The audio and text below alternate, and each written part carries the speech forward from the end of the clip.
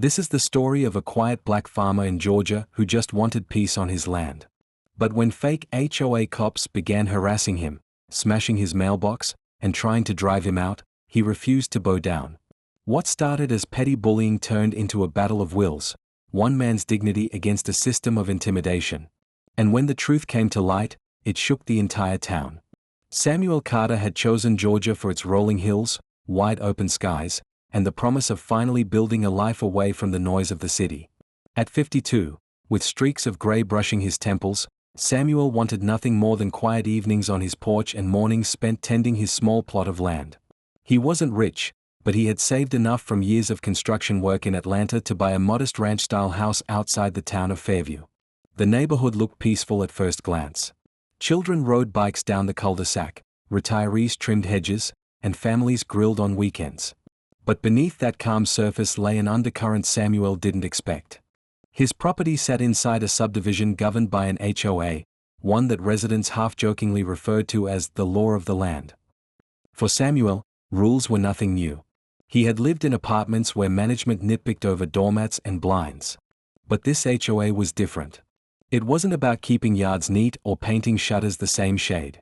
It was about power. It started with the mailbox. One Tuesday morning, Samuel walked down the gravel path to check his mail. Instead of the sturdy black mailbox he had installed with care, he found it leaning sideways, dented as though struck with a baseball bat. Mail was scattered in the ditch, some of it torn. At first, he thought it might have been teenagers pulling a prank. He hammered the post back into place and went on with his day. 2 nights later, the mailbox was flattened completely, ripped off its base. Samuel stood in the early morning light, shaking his head. He had rebuilt plenty of things in his life, but this wasn't just vandalism, it felt deliberate. That evening, as he installed a reinforced metal post, his neighbor across the street, a woman named Denise Holloway, approached. She was in her 60s, a retired schoolteacher with watchful eyes. "Sam," she said softly, "you know it wasn't kids." He glanced up. "What do you mean?" She hesitated, lowering her voice. "It's them. The HOA enforcers. Couple of men who ride around here like they're police. They don't like anyone who doesn't bend the knee." Samuel's jaw tightened. "Why would they care about my mailbox?" Denise pursed her lips. "Because it makes you stand out. It's not regulation size, not the approved model. That's enough for them." Samuel thanked her, though unease rippled through him. Mailboxes shouldn't be a battlefield. But in Fairview Estates, apparently, they were. The next week, he caught them in the act. It was just past midnight when Samuel, restless from the July heat, sat on his porch with a glass of iced tea. Headlights swept across the street. A white SUV rolled slowly past his property. 2 men stepped out, both wearing navy jackets with the letters HOA Security printed in block letters across the back. Samuel frowned. Security? He had never seen them before. They moved with cocky swagger, one holding a flashlight, the other a bat. "You got the wrong mailbox, fellas," Samuel called out, rising from his chair. His voice was calm but carried weight. The men froze, startled. Then one sneered.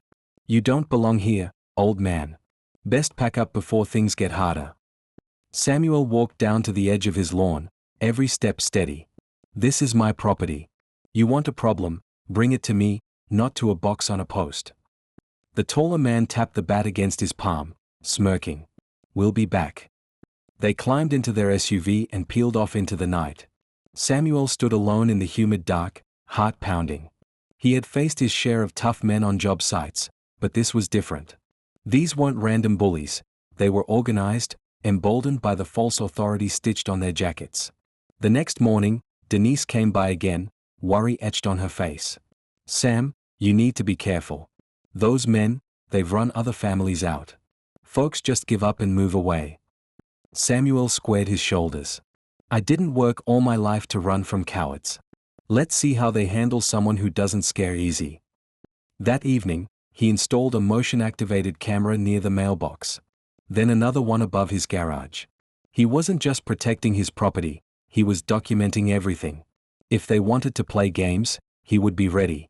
But the mailbox war was only the beginning. Because in Fairview Estates, the fake HOA cops didn't just want compliance. They wanted control. And Samuel Carter had just become their greatest challenge. Samuel Carter had learned to read people early in life. On construction sites, one glance told him whether a man knew his craft or just knew how to talk. In courtrooms, when he'd been called as a witness in civil disputes, he could tell when lawyers were bluffing. And now, in this quiet Georgia subdivision, he was reading something he hadn't expected: fear. Neighbors avoided eye contact when he walked his dog. Conversations stopped when he approached the community center. And when he asked around about the so-called HOA security, people lowered their voices or looked over their shoulders before speaking.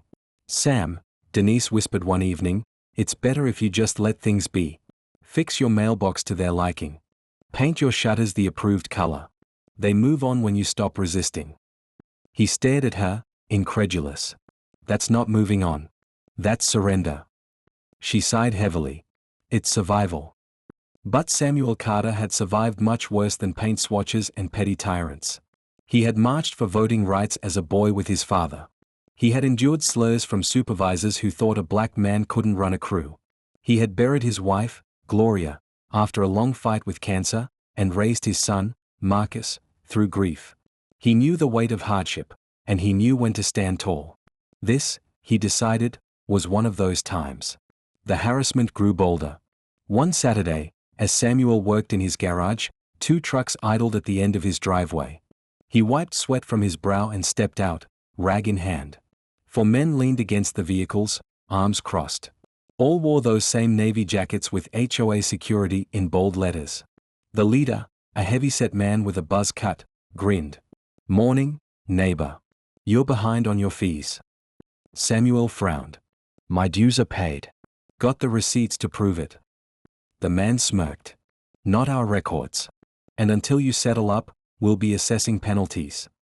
"Penalties?" Samuel echoed. "Who gave you that authority?" The man tapped the patch on his chest. "The association." Samuel stepped closer, eyes narrowing. "You're not law enforcement.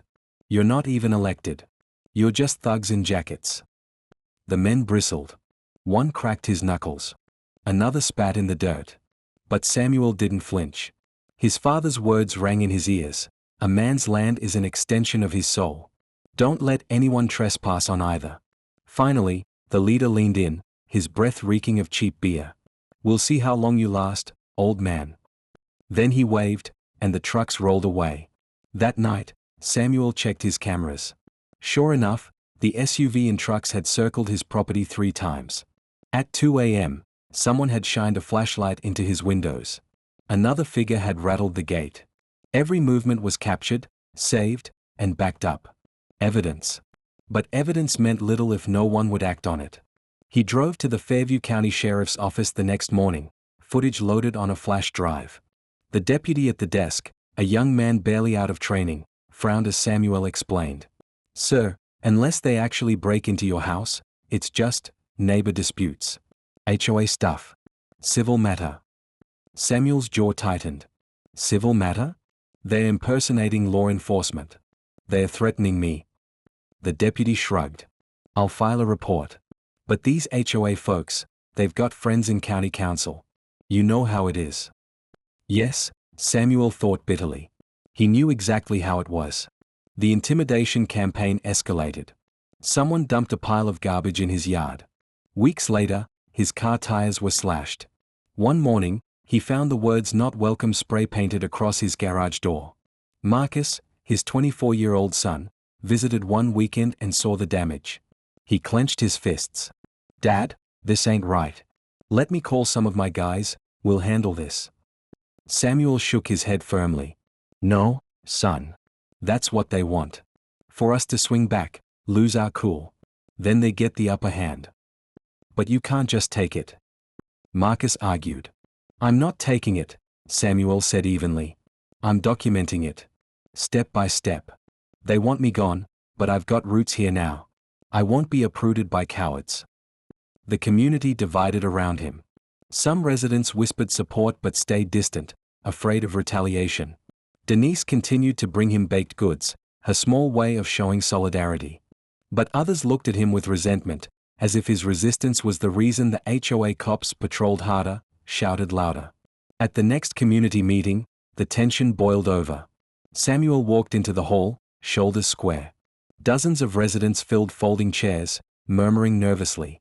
At the front stood Gerald Pike, the self-appointed HOA president, a thin man with slick-back hair and a permanent sneer. "Mr. Carter," Pike said loudly, cutting through the chatter. "Nice of you to join us. Perhaps you'd like to explain why you refuse to follow community standards." Samuel met his gaze steadily. "I follow the law. What I don't follow are bullies in uniforms they made themselves." Gasps rippled through the room. Pike's smile faltered. "Careful, sir. Words like that can have consequences." Samuel's voice rang out, deep and steady. "So can actions. You slash a man's tires, you vandalize his home, you threaten his family. That's not standards. That's crime." A few neighbors clapped softly before falling silent. Others looked away, unwilling to be seen siding with him. Pike cleared his throat, forcing a smirk. "This meeting is adjourned." But Samuel knew something had shifted. He had spoken aloud what everyone whispered in private. The retaliation came swift. 2 nights later, the SUV returned. This time, they didn't stop at the mailbox. They pulled into his driveway. Samuel, already awake and watching the cameras, grabbed the baseball bat he kept near the door. The men swaggered up to his porch, one holding a crowbar. "Time to teach you a lesson, old man," one sneered. Samuel flipped on the floodlight. "Lessons already started. Every move you're making is on camera. Every face, every plate number. You want to dig your own grave, keep walking." The men froze, blinking against the sudden light. For a long moment, it was a standoff, rage against resolve. Then, muttering curses, they backed away and sped off. Samuel exhaled slowly, gripping the bat until his knuckles ached. He wasn't naive. This wasn't over. They'd be back, meaner, bolder. But he also wasn't broken. The next morning, Denise stopped by, pale and shaken. "Sam, I don't know how much longer you can keep this up. They won't stop until they've run you out, or worse." He looked at her with calm determination. "Then they'll find out I'm harder to move than they think." But in Fairview Estates, the storm was only gathering strength. The fake HOA cops weren't just harassing Samuel anymore, they were tightening their grip on the entire neighborhood. Curfews, fines, patrols. Residents whispered about new rules no one had voted on. And behind it all, Samuel could feel the weight of something bigger than a few men in jackets. This wasn't just about control. It was about power. And he was standing squarely in their way. Samuel Carter had weathered storms before, real ones that rattled rooftops and shook the ground with thunder. But nothing felt as relentless as the storm now brewing inside Fairview Estates. It wasn't wind or rain battering his house. It was men in uniforms they had no right to wear, men who had turned neighborly disputes into a campaign of fear. And that fear was working. It began quietly, with small signs. Elderly couples kept their blinds drawn longer. Children no longer played in the cul-de-sacs. Families who once barbecued together on weekends canceled gatherings, claiming busy schedules but really afraid of being noticed. Samuel saw it all from his porch. The neighborhood wasn't alive anymore, it was under siege. Marcus noticed it, too. When he visited one Sunday afternoon, his eyes scanned the empty streets. "Feels like a ghost town," he muttered. Samuel nodded slowly. "They've done what they set out to do. Make everyone believe they're in control." Marcus clenched his jaw. "So what? You just let them win?" "No, son," Samuel said, voice low but steady. "I outlast them." But outlasting them grew harder by the week. The patrols increased. Every evening, the black SUV rolled past his driveway, sometimes stopping long enough for Samuel to see the glow of cigarettes inside. The trucks followed, engines growling like threats made of metal. One night, the SUV parked across from his house for hours. "We turned their own game against them." Samuel smiled faintly. "That's the first thing you've said tonight that makes sense." The turning point came one Wednesday morning. Samuel awoke to pounding on his door. He opened it to find Gerald Pike, the self-appointed HOA president, flanked by 2 of the security men. Pike held a clipboard as if it were a badge. "Mr. Carter," Pike said loudly, "you've violated multiple community codes. Lawn overgrowth. Improper mailbox dimensions. Unpaid fees. Samuel folded his arms. All fabricated. And you know it. Pike smirked. Regardless, you're being fined. Failure to pay will result in lien action against your property. Lien? Samuel barked a laugh. You think you can take my home with your fake rules and fake cops? The crowd was forming, neighbors peeking from windows, some even stepping onto porches. Pike raised his voice so they could hear. Fairview is a place of standards. Those who refuse to meet them don't belong here. Samuel took a step forward, voice booming. This is my home. Paid for with my blood, sweat, and years. You can paint it whatever color you like in your little handbook, but you don't get to erase me from it. The silence that followed was electric. Some neighbors looked inspired. Others terrified. Pike's smile faltered for just a moment before he turned sharply. You'll regret this, Carter. The SUVs rolled away, but Samuel knew the battle lines had been drawn in public. The harassment turned violent. 2 days later, as Samuel returned from the hardware store, he found his front window smashed. Glass glittered across the porch like ice. Inside, his living room was a wreck, couch slashed, photos knocked from the wall. On the floor, scrawled in black spray paint, were the words, "Leave or else." Samuel stood in the doorway, heart pounding but face calm. He bent down, picked up a fallen photo of Gloria, and wiped the shards from the frame. He whispered to her memory, "They think this will scare me. But you taught me better than fear." Marcus arrived within the hour. His fury shook the walls. "That's it, Dad. We are calling the sheriff, the FBI, hell, anyone who'll listen." But when deputies arrived, their response was tepid. The officer scribbled notes, shrugged, and muttered, "No suspects, no witnesses." Samuel's jaw clenched. "You've got suspects. You've got plates.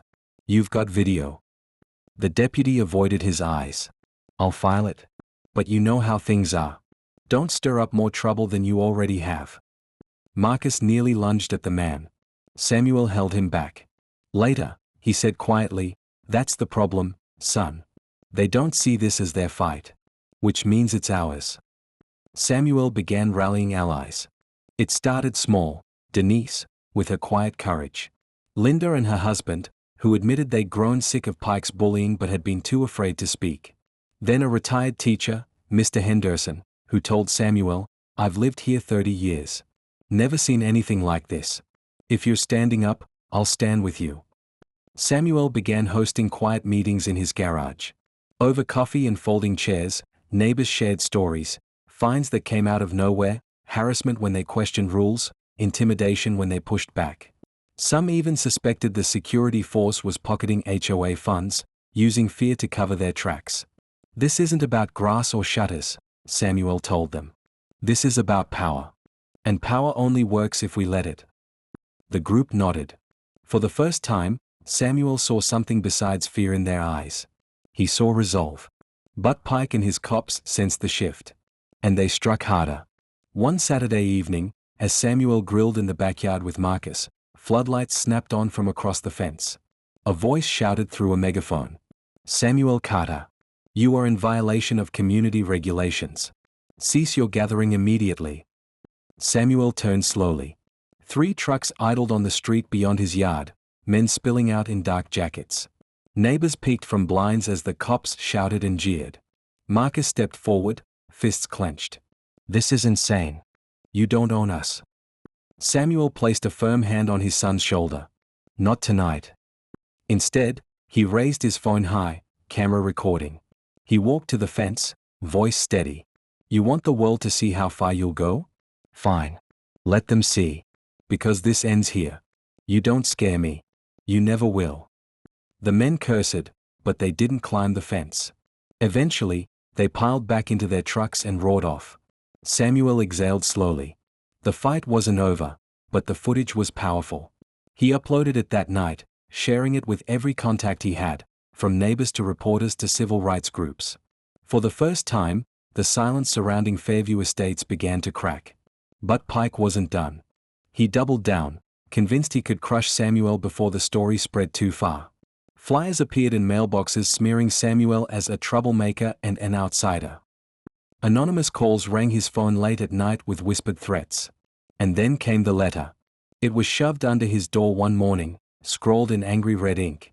Leave now. Next time, we won't just break windows.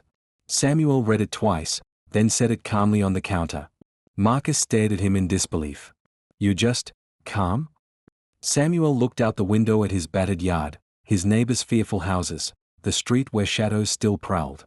His voice was low but unyielding. I'm calm, he said, because men like this only win when we give up. And I am not giving up. The siege of Fairview had begun in earnest. But Samuel Carter was no longer fighting alone. He had allies. He had evidence. And most of all, he had resolve. The fake cops thought they could corner him. But they didn't yet understand. When you try to break a man who has already walked through fire, you only forge steel. The air in Fairview grew heavier with each passing week. It wasn't just the sticky Georgia summer pressing down, it was the sense that every moment could spark confrontation. Neighbors whispered in driveways, children played less and less, and even the hum of cicadas seemed subdued, as if the whole neighborhood were holding its breath. For Samuel Carter, the storm was no longer creeping on the horizon. It had arrived. It began one muggy evening in late July. Samuel had just sat down at his kitchen table with Marcus when a sharp crack split the air. They rushed outside. Smoke curled from his garage door, paint blistering from sudden heat. Someone had tossed a homemade firework, or worse. Marcus grabbed a hose, dousing the flames before they spread. Samuel picked up the charred remnants, a crude device wrapped in duct tape. His stomach turned. This wasn't vandalism anymore. This was a warning. When deputies arrived, their response was the same tired shrug. Could be kids, one said, scribbling half-hearted notes. Samuel held up the melted duct tape bag. Kids don't pack fireworks with accelerant. The deputy avoided his gaze. Marcus nearly shouted, "You're letting them get away with this." Samuel placed a calming hand on his son's arm. They don't want to see it. So we'll make them. That night, Samuel uploaded the video footage from his cameras, grainy images of a hooded figure sprinting away from the garage, to every news contact he could find. He included the recordings of SUV patrols, the spray-painted threats, the HOA security jackets. By dawn, the story had spread beyond Fairview. Local reporters called. One station sent a van. Headlines began popping up, "Fake HOA security harasses black homeowner in Georgia." The neighborhood buzzed like never before. Some residents cautiously approached Samuel, offering quiet support. Others kept their distance, afraid of being targeted next. But the silence was cracking. Denise Holloway, the retired teacher across the street, brought over a casserole and whispered, "Sam, people are talking. They've been scared too long. You've given them courage." Samuel smiled faintly. Courage is contagious. That's what they're afraid of. The HOA struck back swiftly. One morning, Samuel found a notice nailed to his front door, "Eviction proceedings initiated." The document, covered in official-looking seals, claimed years of unpaid fines and code violations. Marcus ripped it down, furious. "They can't do this." "They can try," Samuel said evenly. "But every lie they print is another rope tightening around their own necks." That afternoon, trucks rolled in. Men in HOA security jackets marched across Samuel's lawn, snapping photos, measuring, pretending to conduct inspections. Samuel filmed it all. When he demanded they leave his property, one leaned close, sneering, "You'll be gone by the end of the month. One way or another." Samuel didn't flinch. "I'll be here long after your lies burn out." The escalation ignited something larger than Fairview. Civil rights groups reached out. An Atlanta attorney named Renee Marshall drove down to meet Samuel. She sat at his kitchen table, flipping through his thick folder of complaints, letters, and footage. "This isn't just harassment," she said firmly. "This is racketeering. They're running a criminal operation under the guise of an HOA. And you, Mr. Carter, are their biggest obstacle." Marcus leaned forward. "So what do we do?" Renee looked Samuel in the eye. "We fight. Not just in your yard, but in court. And we shine a light so bright they can't hide in the shadows anymore." Samuel nodded slowly. "Then let's get to work." The fake cops didn't back down. One Saturday night, Samuel hosted a meeting in his garage. More than 20 neighbors showed up, voices tense but united. They shared stories of intimidation, mysterious fines, threats for speaking out, even slashed tires. Halfway through the meeting, headlights blazed outside. The SUV screeched to a halt. Doors slammed. "Break it up," a voice barked. Men stormed toward the garage, flashlights cutting through the dark. Marcus leapt up, fists clenched, but Samuel stepped forward, camera raised. "The whole world is watching," he shouted. His neighbors raised their phones too, dozens of tiny red recording lights. The intruders froze. For the first time, they looked unsure. Cameras had changed the balance. Power built on secrecy could not withstand exposure. They cursed and retreated, but the message was clear. This fight was no longer one man's battle. Within days, the videos went viral. National outlets picked up the story: Georgia HOA security accused of terrorizing black resident. Commentators debated it on morning shows. Civil rights leaders denounced it. Even state officials began making statements. The HOA board scrambled. Gerald Pike called an emergency meeting at the community center, trying to spin the narrative. "These are fabrications," he declared to a room of tense residents. "Carter is a troublemaker stirring division." Samuel rose from his seat, voice resonant. "Division didn't start with me. It started when you sent thugs to smash mailboxes, burn garages, and threaten families. And you did it because you thought no one would fight back." The room erupted, some in applause, others in shouts. For the first time, Pike looked cornered. But Pike wasn't finished. Desperation drove him further. One humid night, as Samuel sat reading on his porch, a shot rang out. The bullet cracked his mailbox in half, splinters scattering across the yard. Samuel dropped to the ground, heart hammering, ears ringing with the echo. Marcus rushed out, panic etched on his face. "Dad, are you hit?"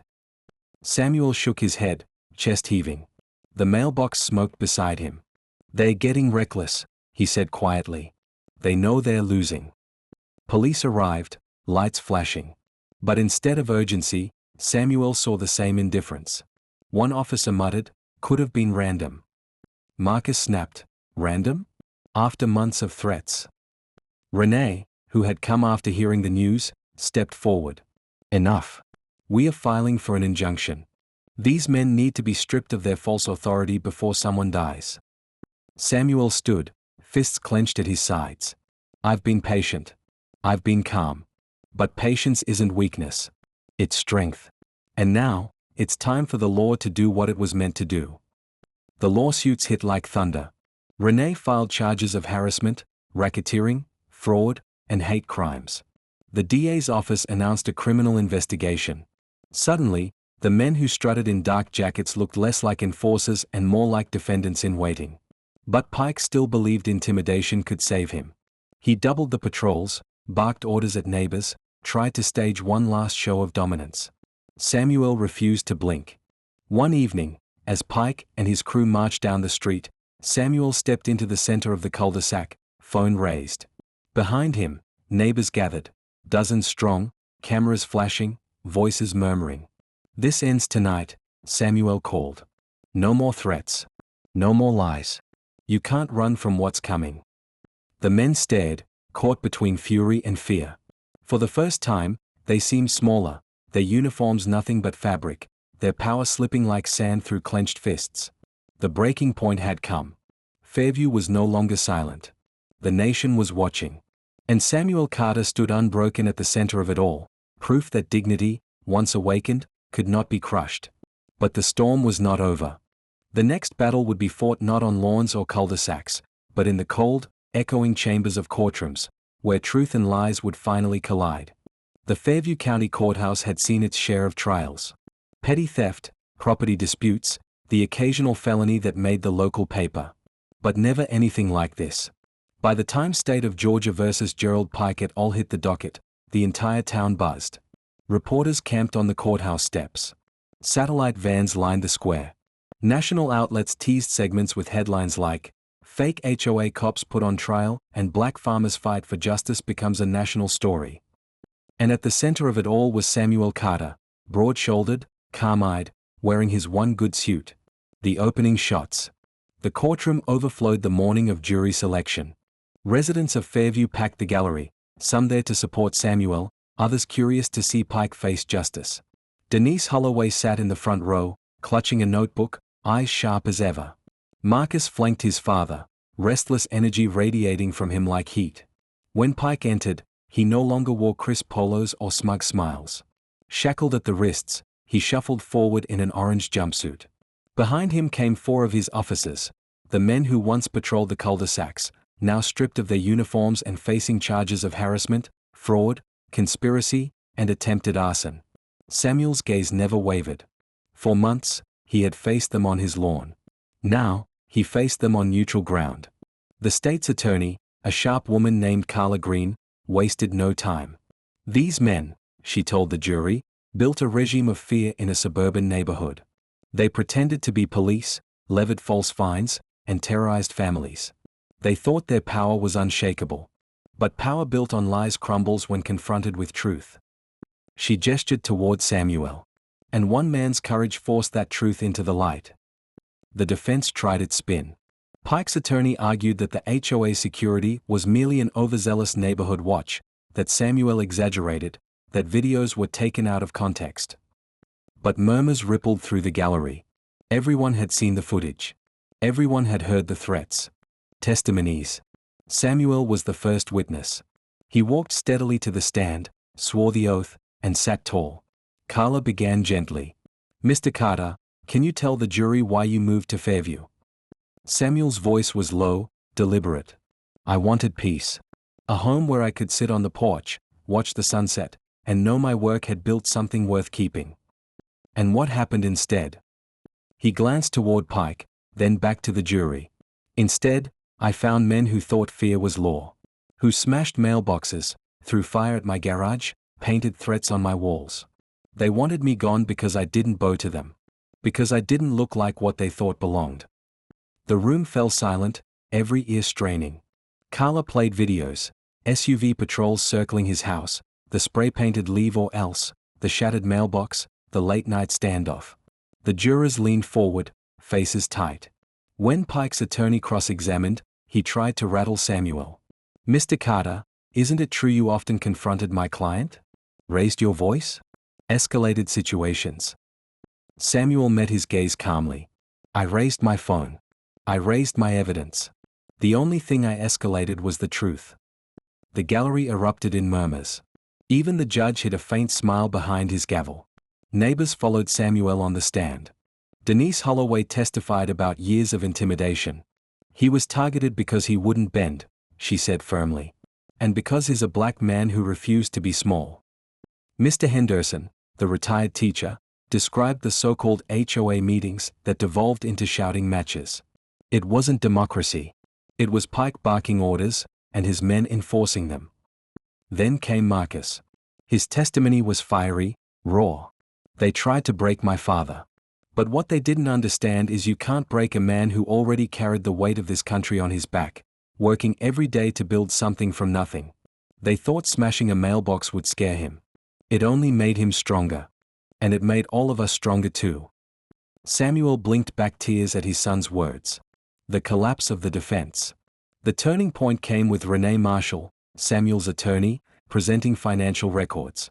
Stacks of documents revealed how Pike funneled HOA dues into personal accounts, paying his security force while pocketing thousands. Fake fines, bogus liens, fabricated maintenance costs. The paper trail was undeniable. Carla hammered it home. This wasn't about lawn heights or mailboxes. This was organized theft and intimidation, dressed up as community order. The defense tried to pivot, claiming Pike was misguided, not malicious. But then Carla played the 911 call, the audio of Samuel coughing through smoke as his garage burned, his voice hoarse but steady. The jury visibly winced. Finally, footage showed Pike himself, caught on a neighbor's doorbell camera, circling Samuel's house the night of the firework attack. The defense visibly sagged. Pike's face turned ashen. Closing arguments. Carla's voice rang clear in the packed room. "Ladies and gentlemen, you've seen the evidence. You've heard the testimony. These men thought they could run a private militia, terrorize families, and silence anyone who stood against them. But Samuel Carter refused to be silenced. He stood firm not just for himself, but for everyone who believes home should be a place of safety, not fear. She paused, eyes sweeping the jury. Your verdict is more than justice for one man. It's a message: we will not be governed by fear. The defense mumbled half-heartedly about neighborhood disputes gone too far, but the words fell flat. The verdict. After 3 hours of deliberation, the jury filed back in. The air was so thick with tension it felt like it might crack. The foreperson stood, paper in hand. On the charge of harassment and intimidation, we find the defendants guilty.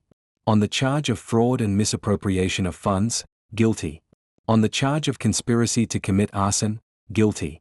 On the charge of hate crimes, guilty.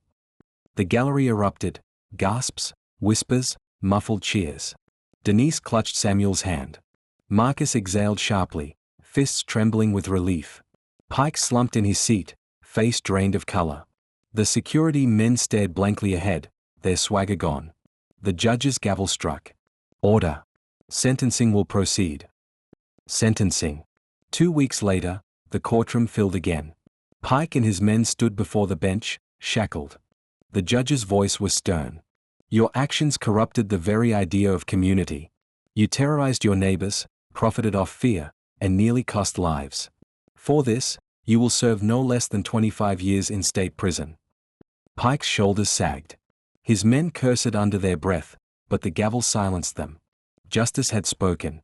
Aftermath. Outside, reporters swarmed Samuel. Microphones thrust in his face, cameras flashing. What do you feel, Mr. Carter? One asked. Samuel adjusted his tie, eyes calm but resolute. I feel that fear only wins when good people stay quiet. I wasn't quiet. And neither were my neighbors. That's why we are standing here today. Another reporter shouted, What's next for Fairview Estates? Samuel glanced back at the cul-de-sac he once feared would break him. Now we rebuild. Not just houses or mailboxes. Trust. Community. That's the real victory. That evening, Samuel returned home. The smashed mailbox had been replaced, neighbors helping to install it with quiet pride. Families gathered in yards again. Children laughed in the street. Denise brought over lemonade. Marcus sat beside his father on the porch. You did it, Marcus said softly. Samuel shook his head. We did it. Together. That's what they never understood. One man can start the fire, but it takes a community to keep the light burning. He leaned back, watching the Georgia sunset paint the sky in gold and crimson. The fight had scarred him, but it had also revealed something greater. Dignity wasn't just his weapon, it was his legacy. And as the cicadas hummed and neighbors' voices filled the air once more, Samuel Carter allowed himself the smallest of smiles. He had defended his home. He had defended his dignity. And in doing so, he had defended the very meaning of justice.